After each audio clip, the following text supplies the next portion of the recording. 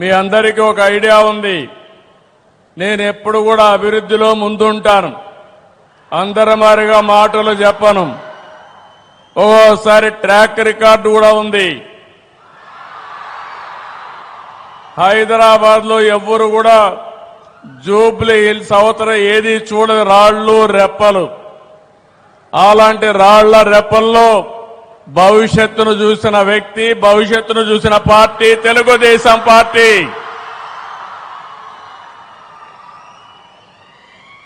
ముప్పై సంవత్సరాల కంటే ముందు విజువలైజ్ చేశాం.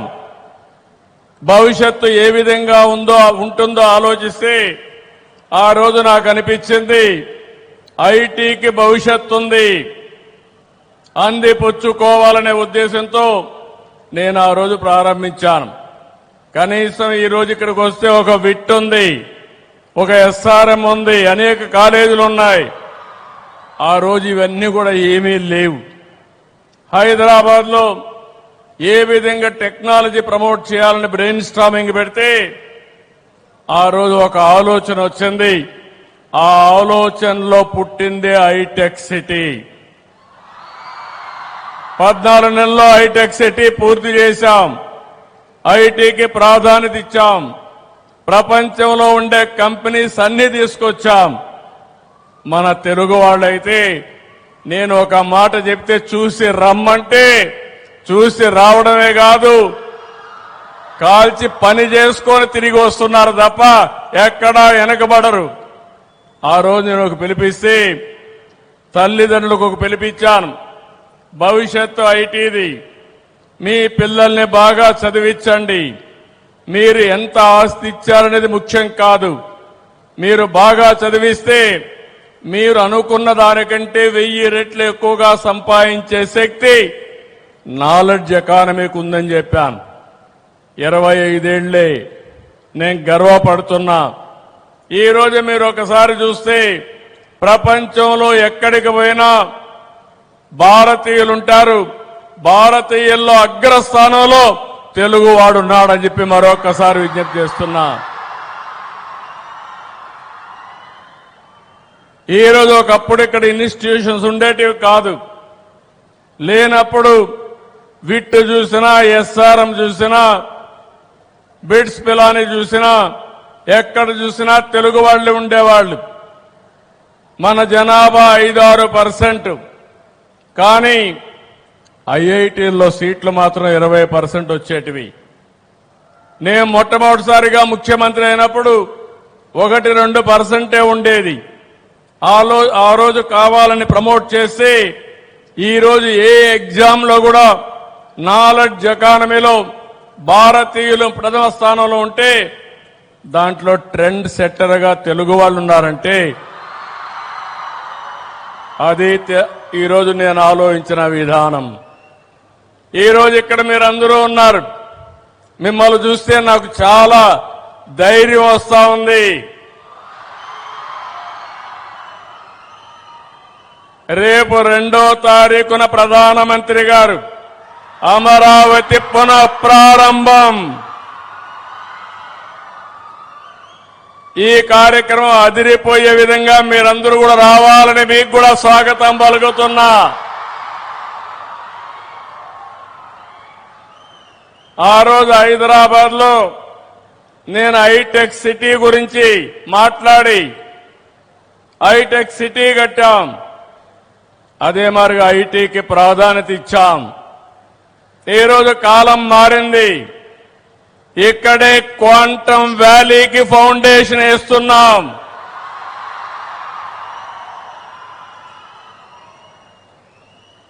ఇండియాలో మొట్టమొదటిసారిగా ఒకప్పుడు హైటెక్ మాట్లాడితే ఐటీ మాట్లాడితే అర్థం కాలేదు.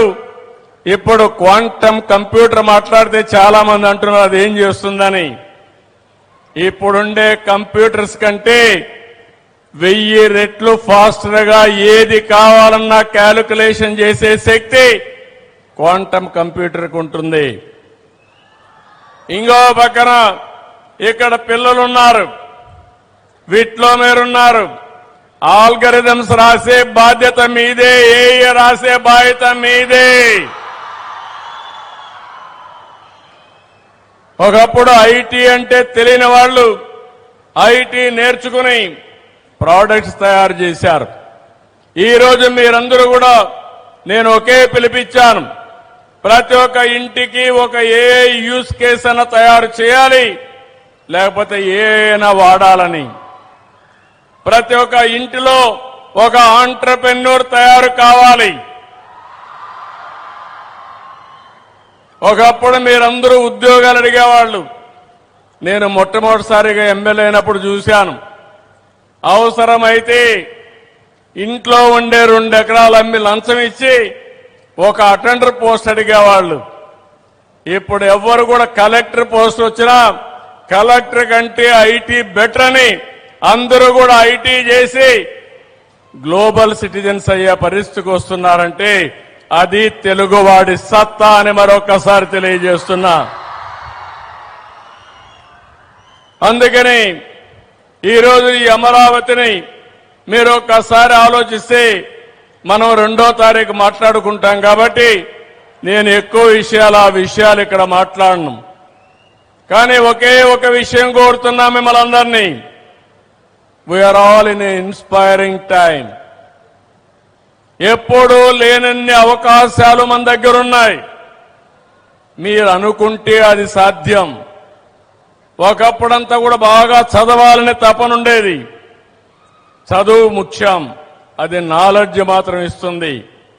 కానీ చదువుకున్న నాలెడ్జ్ని అప్లికేషన్ చేయాలంటే వినూత్నమైన పద్ధతిలో ఇప్పటి నుంచే మీరు ఆలోచించాల్సిన అవసరం ఉంది. ఈరోజు ఇక్కడుండే పిల్లలందరూ ఒక మంచి యూనివర్సిటీలో ఉన్నారు. ఉద్యోగం కావాలంటే పెద్ద సమస్య కాదు. విట్టు అమరావతి చూస్తే 95% ప్లేస్మెంట్లు వచ్చేశాయి. ఉద్యోగం గ్యారంటీ. నేను ఉద్యోగంతో సాటిస్ఫై కావడం లేదు. Think globally, act globally. That is what I'm expecting from my children, my students. ఇది సాధ్యమా అంటే సాధ్యం. ఎందుకంటే సిలికాన్ వ్యాలీ నుంచి స్పేస్ ఎక్స్ వరకు, గూగుల్ నుంచి మైక్రోసాఫ్ట్ వరకు, నాసా నుంచి వాల్ స్ట్రీట్ వరకు ఎక్కడ చూసినా భారతీయులే.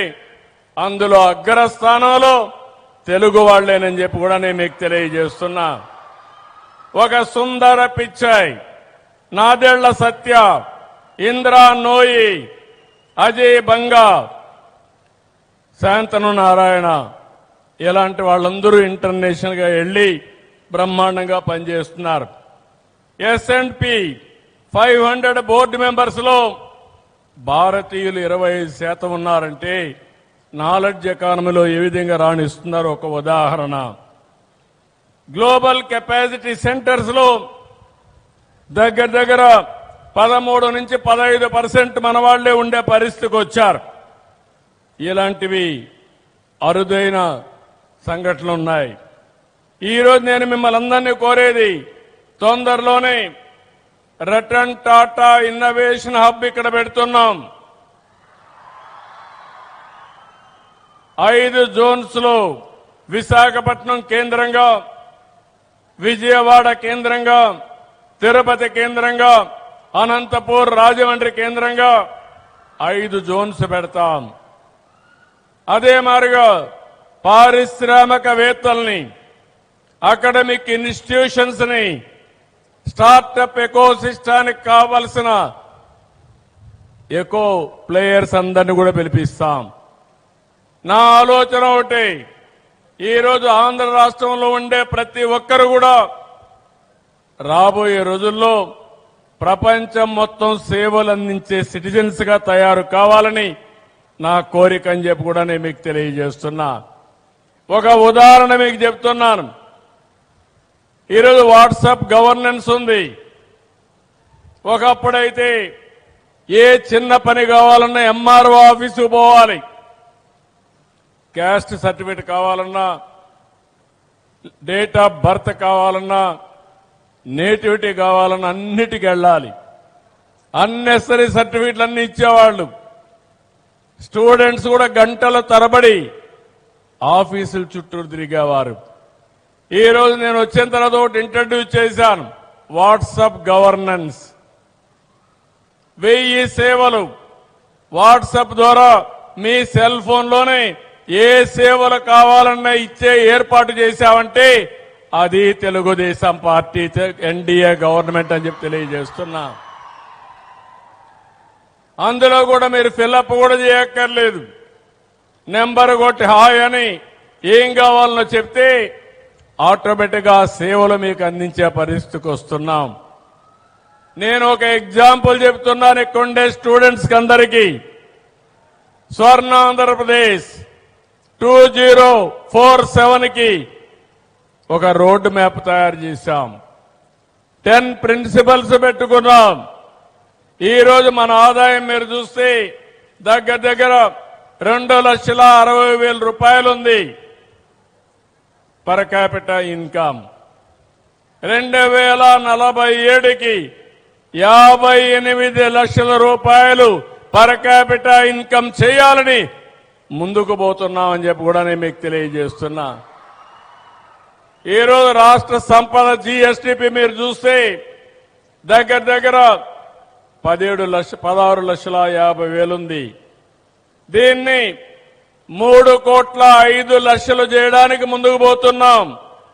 అంటే మన ఎకానమీ $2.4 ట్రిలియన్ చేరే విధంగా కార్యక్రమాలు ఏర్పాటు చేస్తున్నాం. మోడీ గారు అయితే వికసిత్ భారత్ 2047 ప్రణాళిక తయారు చేశారు. ఒకప్పుడు 10వ ఆర్థిక వ్యవస్థ,